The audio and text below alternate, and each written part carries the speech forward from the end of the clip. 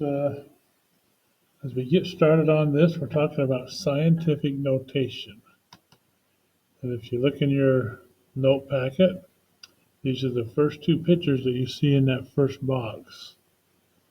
And what is scientific notation? Well, it's an abbreviation an abbreviation or shorthand way to write very big or very small numbers. Numbers in a very compact, simple way. Now, before we get too far into this note packet, you notice I've got a link here to a video. I want you to click on this video link, and you're going to see a second video of a gentleman that we really like who teaches science and chemistry, who will show you how to fill out these first 5 boxes on your notes.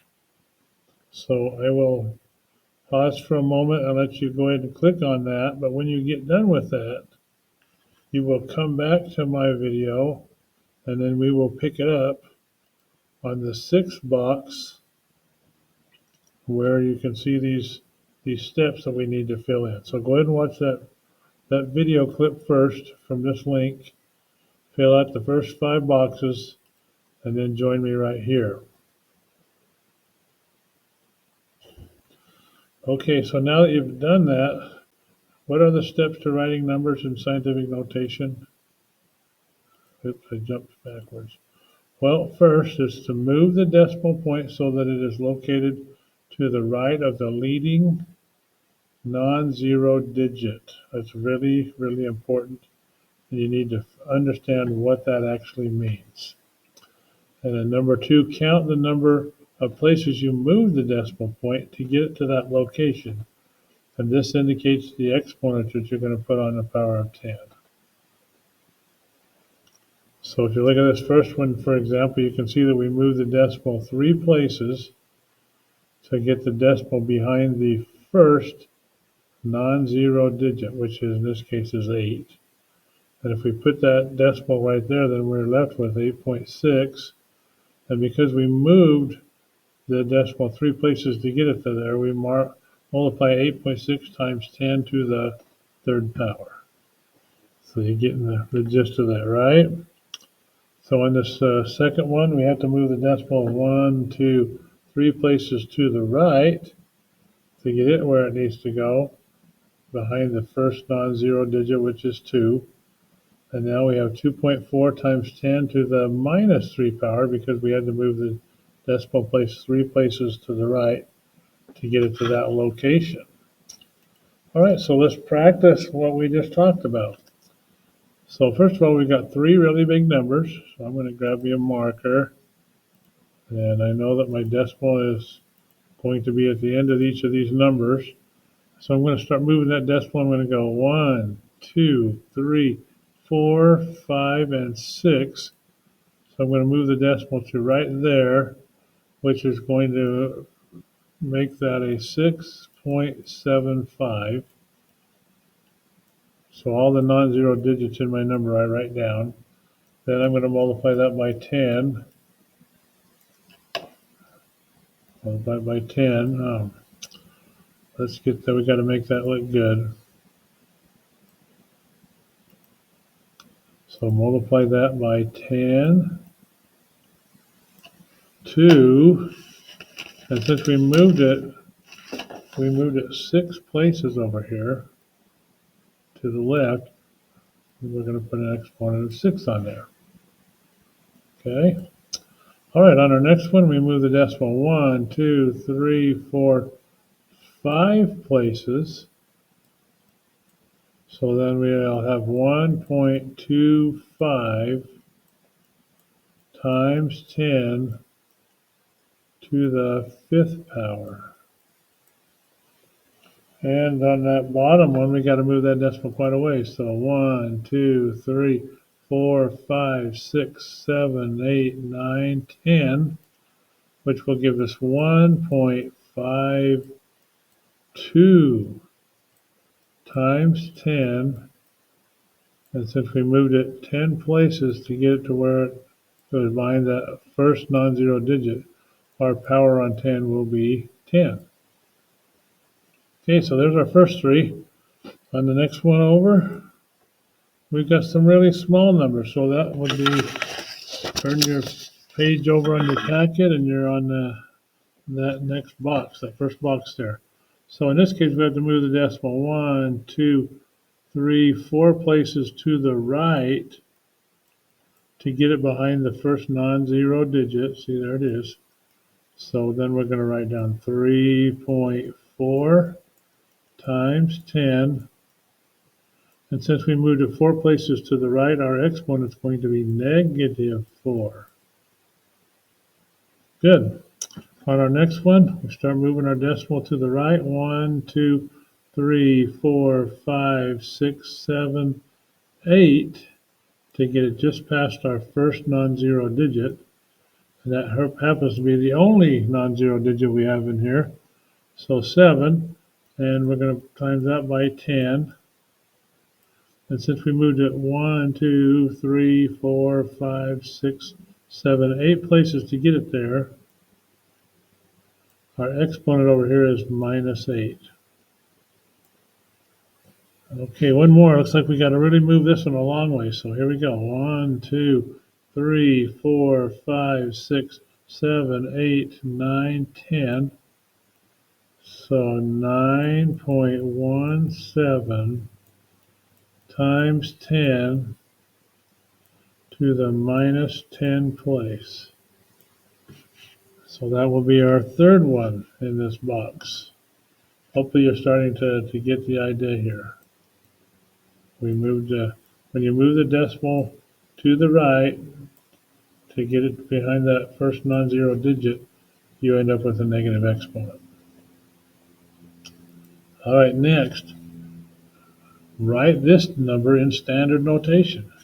So we've got the digit right there, or the decimal right there.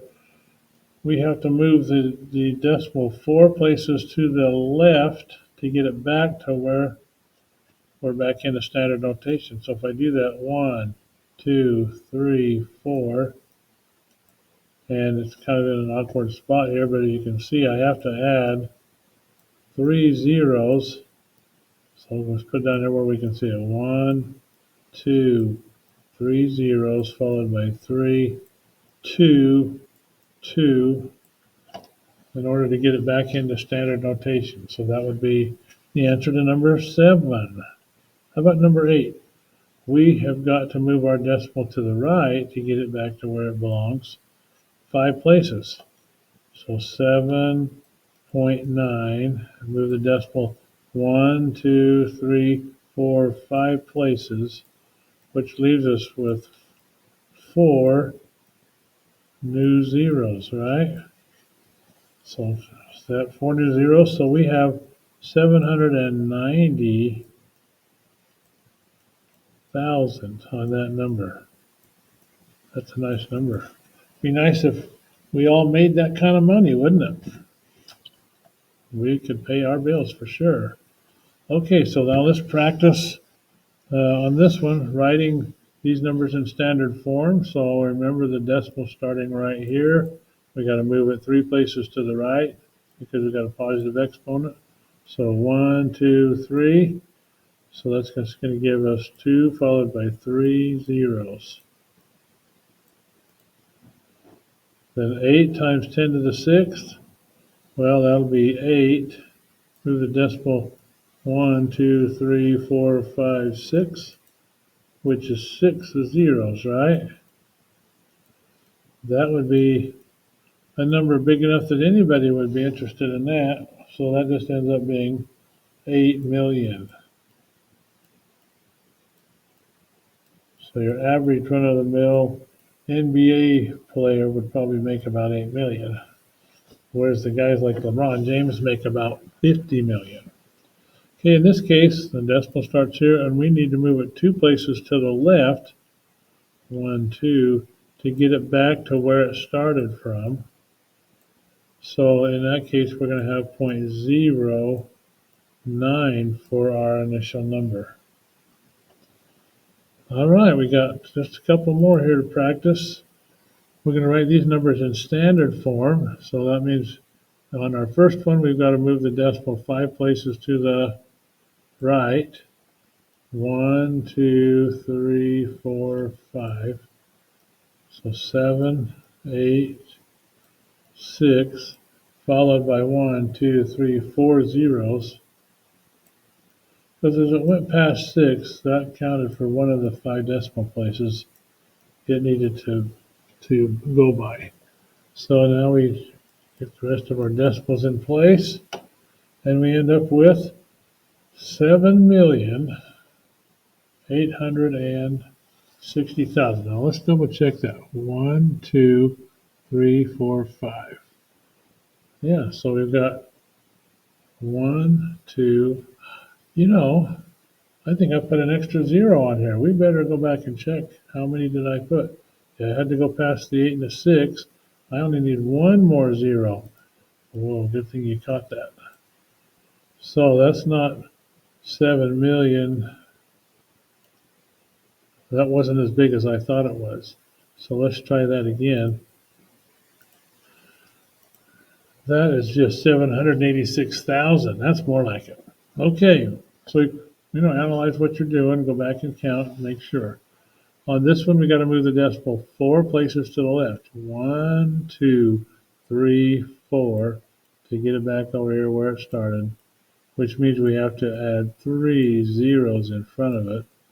So we end up with 0.1, 2, 3 zeros, 5, and 3. And that would be our number in standard notation or standard form that would give us this kind of a number in scientific notation. Okay, for our last one, we got to move the decimal 8 places to the right because of this exponent here. So when I do that, I'm going to add, to get past the 2, that's one of them. Then I'm going to do 1, 2, 3, 4, 5, 6, 7. So I've got 1, 2, followed by 7 zeros.